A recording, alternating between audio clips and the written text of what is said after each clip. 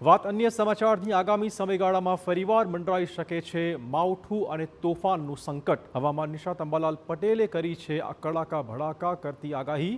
રાજ્યમાં 19, 20 અને 21 એપ્રિલે હવામાનમાં આવવાનું છે પલટો. દક્ષિણ સૌરાષ્ટ્ર, ભાવનગર, જૂનાગઢમાં બદલાઈ શકે છે વાતાવરણ. અમદાવાદ, વડોદરા, સાબરકાંઠામાં પણ પડી શકે છે વરસાદ. પંચમહાલ સહિતના ભાગોમાં રહેશે વાદળછાયું વાતાવરણ. દક્ષિણ સૌરાષ્ટ્ર અને મધ્ય ગુજરાતના ભાગોમાં કરા પડવાની પણ શક્યતા છે. સિવિયર સાયક્લોનિક ચક્રવાતના કારણે દરિયો તોફાની બની શકે છે.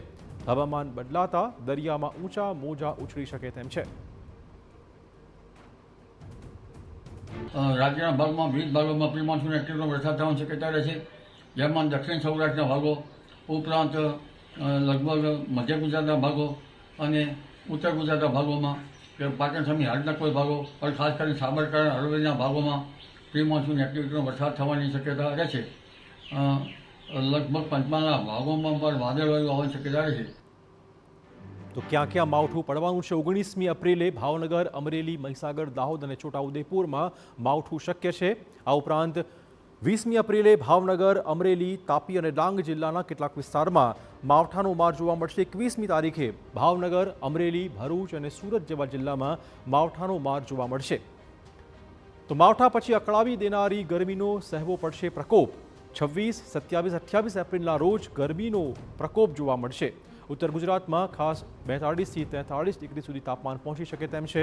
રાજકોટમાં તાપમાનનો પારો 43 ડિગ્રીની આસપાસ પહોંચવાની શક્યતાઓ છે. દક્ષિણ ગુજરાતમાં 36થી 40 ડિગ્રી તાપમાન રહી શકે તેમ છે. એપ્રિલના અંતમાં ગરમી પછી ફરીવાર હવામાનમાં પલટો આવશે. 29 એપ્રિલથી મે મહિનાની શરૂઆતમાં મોસમનો મિજાજ બદલાઈ જવાનો છે. તોફાનના કારણે અરબ સાગરમાં હલચલ પણ જોવા મળી શકે તેમ છે.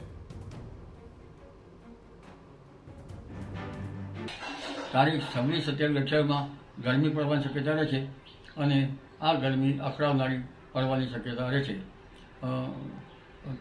સામુદ્રિક પેરામીટર અત્યારે બરાબર વાવાઝોડાની પુષ્ટિ કરતા નથી, એટલે ઓશનિક પેરામીટર પણ 11થી 20 મે બાદ સાનુકૂળ થતાં લગભગ 11થી 20 મેમાં અરબ સાગર પણ સક્રિય થશે.